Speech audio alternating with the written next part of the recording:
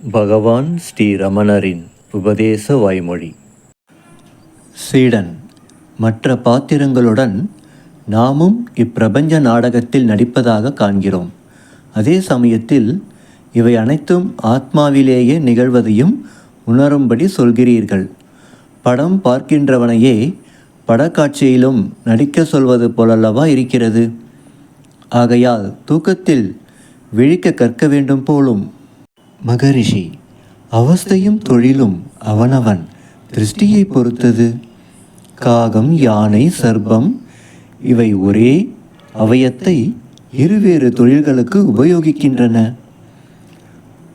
ஒரு கண்ணாலே காகம் இருபுறமும் பார்க்கிறது. யானையின் துதிக்கை அதற்கு கரமாகவும் நாசியாகவும் உபயோகமாகிறது.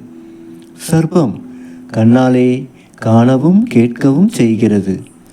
காக்கைக்கு கண் ஒன்று அல்லது இரண்டென்றாலும், யானையின் துதிக்கை கை என்றாலும் நாசி என்றாலும், சர்ப்பத்தின் கண்ணை செவி என்றாலும் எல்லாம் பொருள் ஒன்றே. அதுபோலவே ஞானியின் விஷயத்தில் தூக்க விழிப்பு, விழிப்புறக்கம், கனா துயில், கனவு நனவு எல்லாம் ஒன்றே.